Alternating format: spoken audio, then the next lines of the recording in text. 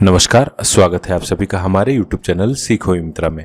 आज के वीडियो में हम बात करने वाले हैं राजस्थान विद्या संबल योजना के बारे में। अगले 5 से 10 मिनट में आपको इस योजना की पूरी जानकारी मिल जाएगी।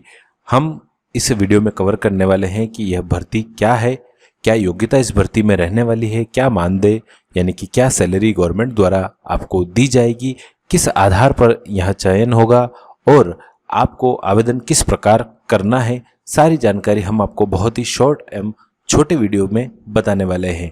इससे पहले अगर आप हमारे YouTube चैनल सीखो मित्रा पर नए हैं तो चैनल को सब्सक्राइब जरूर करें, बेल आइकन को क्लिक करें ताकि इस प्रकार के वीडियो आपको रोजाना मिलते रहें। तो चलिए शुरुआत कर लेते हैं। सबसे पहले अगर बात करें तो इस योजना का मुख्य उद्देश्य क्या रहने वाला है। अगर इसके उद्देश्य के बारे में हम बात करें तो वर्तमान समय में आप सभी को पता ही होगा कि शिक्षण संस्थानों में काफी जगह शिक्षकों की कमी है। उस कमी के कारण जो अध्यापन कार्य है वह बहुत ही प्रभावित हुआ है। तो ऐसे में उस कमी को पूरा करने के लिए विद्या संबल योजना लाई गई है ताकि जो गुणवत्तापूर्वक शिक्षा है वो हमारे बच्चों को मिल सके। अगर हम बात करें तो यह योजना स्कूल शिक्षा विभाग एवं उच्च शिक्षा दोनों ही विभाग के लिए होने वाली है। स्कूल शिक्षा में हम बात करें तो आपको राजकीय प्राथमिक, राजकीय उच्च प्राथमिक, राजकीय माध्यमिक विद्यालय और राजकीय उच्च माध्यमिक विद्यालय सभी विद्यालयों में आपको पढ़ाने का अवसर प्रदान किया जाएगा अगर वहाँ वैकेंसी ओपन है यानी कि जो पद है रिक्त है। अगर उच्च शिक्षा की बात करें तो राजकीय जो महाविद्यालय है वहाँ पर भी अगर पद रिक्त है तो आप आवेदन कर पाएंगे। अब बात करें तो इस योजना में जो आवश्यक योग्यताएं हैं यानी कि इस भर्ती में जो आवश्यक योग्यताएं हैं वो आपको 1 बाय 1 में बताता चलता हूं, जो कि आपकी स्क्रीन पर दिखाई भी दे रही है कि अगर आप फर्स्ट ग्रेड में आवेदन करना चाहते हैं तो आपको संबंधित विषय में पोस्ट ग्रेजुएट यानी कि MSc, MA, MCom वगैरह जो भी है लागू होती है वह होनी आवश्यक है। साथ ही आपके B.Ed जो है वह कंप्लीट होना आवश्यक है। अगर आप वरिष्ठ अध्यापक से यानी सेकंड ग्रेड के लिए आवेदन करते हैं तो संबंधित विषय में आपके ग्रेजुएशन होने चाहिए प्लस आप B.Ed धारक होने चाहिए। अगर आप third grade teacher L1, L2 के लिए आवेदन करते हैं तो आपको 12th या ग्रेजुएशन के अलावा जो D.Ed, DLEd या फिर B.Ed या फिर BSTC जिसे कहते हैं वह होना आवश्यक है। अगर आप कॉलेज में आवेदन करना चाहते हैं तो आपके पास मास्टर डिग्री के साथ साथ नेट क्वालिफाई होना चाहिए, सेट क्वालिफाई होना चाहिए या फिर आप एक PhD डिग्री धारक होने चाहिए। अब हम बात करें तो सभी जो पद हैं उनमें भुगतान कितना किया जाएगा उसके बारे में अगर बात करें तो यहाँ पर आपको स्क्रीन पर क्लियर ही दिखाई दे रहा होगा कि अगर आप लेवल 1 या फिर लेवल 2 के लिए आवेदन करते हैं जो कि कक्षा 1 से 8 के लिए रहता है तो आपको अगर प्रति घंटे के हिसाब से देखा जाए तो 300 रुपये भुगतान किया जाएगा और अधिकतम भुगतान 21,000 रुपये तक किया जा सकता है। यानी कि अगर आप प्रति घंटे के हिसाब से पढ़ाना चाहते हैं, मान लीजिए आपको पूरे दिन का समय नहीं रहता है, आप चाहेंगे कि मैं 1 या 2 घंटे पढ़ाऊँ तो आपको 300 रुपये घंटे के हिसाब से दिए जा सकते हैं। अगर आप चाहते हैं कि आप पूरे दिन स्कूल में रुकें तो आपको 21,000 रुपये मासिक वेतन दिया जा सकता है। वरिष्ठ अध्यापक यानी सेकंड ग्रेड में अगर आप आवेदन करते हैं जो कि कक्षा 9 से 10 के लिए रहने वाला है तो वहां पर आपको 350 रुपये प्रति पीरियड के दिए जाएंगे या फिर अधिकतम 25,000 रुपये आपको भुगतान किया जा सकता है पर मंथ के हिसाब से।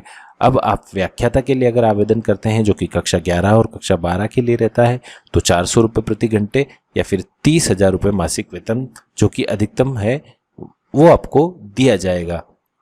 अगर आप असिस्टेंट प्रोफेसर के लिए आवेदन करते हैं जो कि कॉलेज में रहने वाला है तो आपको प्रति घंटे के हिसाब से 800 रुपये पर पीरियड के दिए जाएंगे और अधिकतम आपको 60,000 रुपये तक का भुगतान किया जाएगा गवर्नमेंट द्वारा। एक चीज़ मैं आपको यहाँ पर क्लियरली बता देना चाहता हूँ कि इस योजना की बात करें या फिर इस भर्ती की बात करें तो इसमें लगभग 76,000 पद होने वाले हैं।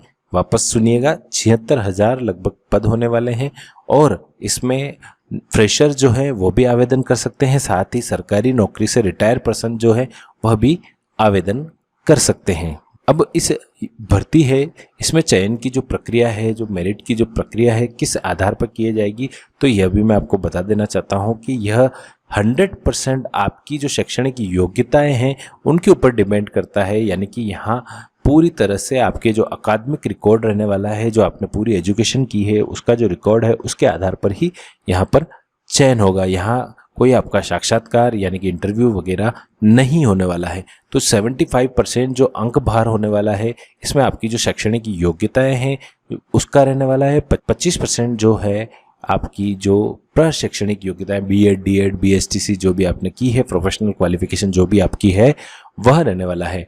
कॉलेज स्तर के लिए आपकी ग्रेजुएशन, पीजी, नेट वगैरह सारे को काउंट करके उसका परसेंटेज निकाल कर आपका चयन किया जाएगा। अब आपको आवश्यक दस्तावेज की अगर बात करें तो यहाँ पर आपको 10वीं 12वीं की मार्कशीट होनी आवश्यक है, आपकी स्नातक या फिर पोस्ट ग्रेजुएट की मार्कशीट भी होना आवश्यक है। BEd, DEd, BSTC, NET, PhD जो भी आपने हाईएस्ट क्वालिफिकेशन आपने अर्जित की है उसकी अंक तालिकाएं आपके पास होनी चाहिए। आप राजस्थान के मूल निवासी होने चाहिए, राजस्थान का मूल निवास प्रमाण पत्र आपके पास होना चाहिए। जाति प्रमाण पत्र अगर आपके लिए लागू रहता है तो वह होना आवश्यक है। आपका आधार कार्ड आपके लिए आवश्यक है। अगर कहीं जरूरत होती है तो रीट का पात्रता प्रमाण पत्र भी आप लगा सकते हैं अगर आपने पहले पास किया है तो। साथ ही साथ एक चीज और यहाँ पर आपको लगानी होगी कि 2 राजपत्रित अधिकारियों द्वारा जो आपका चरित्र प्रमाण पत्र जारी किया जाएगा वो आपको इस आवेदन फॉर्म के साथ लगाना आवश्यक है और साथ में एक शपथ पत्र भी आपको देना होगा। अब आवेदन की जो प्रक्रिया है उसके बारे में भी मैं आपको सिंपली बता देना चाहता हूँ कि आपको कुछ भी नहीं करना है, कहीं ऑनलाइन आवेदन नहीं करना है, सिर्फ ऑफलाइन आवेदन आपको भरना है। उस ऑफलाइन आवेदन को आपको भरकर उस अपने डॉक्यूमेंट्स सारे उस ऑफलाइन आवेदन के साथ लगाने हैं, उनको स्व प्रमाणित करना है और जो संबंधित विद्यालय है वहाँ आपको जमा कराना है। वहाँ आपका डॉक्यूमेंट्स वेरिफिकेशन हो जाएगा और अगर आपका सिलेक्शन होता है तो आपका पदस्थापन भी हो जाएगा। अब इस भर्ती के लिए जो कुछ महत्वपूर्ण नियम और शर्तें हैं वह है कि यह पूर्णतया अस्थायी भर्ती होने वाली है। कहीं ऐसा आपके दिमाग में ना हो कि आपको गवर्नमेंट स्थायी कर देगी या फिर आप किसी न किसी प्रकार से स्थायी हो जाएंगे, तो पूर्णतः यह भर्ती अस्थायी होने वाली है। आपको साथ ही साथ एक लाभ स्कूल में यह दिया जाने वाला है कि आपको टीचिंग के अलावा और कोई काम नहीं करने हैं। जैसे विद्यालय में जो परमानेंट टीचर है उनको बहुत सारे काम करने पड़ते हैं, लेकिन आपको सिर्फ पढ़ाने का काम दिया जाएगा और आप साथ ही साथ एक से अधिक आवेदन भी कर सकते हैं। यानी कि आपके एरिया में या फिर आपके जो क्षेत्र है वहाँ आप मान लीजिए 10 विद्यालय हैं, 10 में से 5 विद्यालय ऐसे हैं जहाँ पर पद रिक्त है, तो आप 5 विद्यालय में अलग अलग आवेदन कर सकते हैं आपकी इच्छा अनुसार। एक मुख्य चीज आपको यहाँ पर यह भी ध्यान रखनी है कि आवेदन करने के बाद आपको जो रिसिप्ट है वह लेना आवश्यक है। आप रिसिप्ट जरूर प्राप्त करें अगर आप आवेदन करते हैं तो। और भी कोई सवाल आपके मन में है इस भर्ती को लेकर तो आप हमसे कमेंट बॉक्स में पूछ सकते हैं। हमारे चैनल को सब्सक्राइब जरूर करें। अब मैं जाते जाते आपको इस योजना में आवेदन करने के जो फॉर्मेट है वो उसके बारे में भी बता देता हूँ। थोड़ा कुछ इस प्रकार का आवेदन आपको स्क्रीन पर जो दिखाई दे रहा है यह रहने वाला है। यह भरकर आपको संबंधित विद्यालय में देने वाला है। मैं इसे स्क्रॉल करके दिखा सकता हूँ, आप देख सकते हैं यहाँ पर 2 पेज होने वाले हैं। तो आप इस प्रकार से इस आवेदन को भरकर संबंधित जो है विद्यालय है वहाँ जमा करा सकते हैं। धन्यवाद साथियों, वीडियो आपको कैसा लगा बताएं जरूर। धन्यवाद।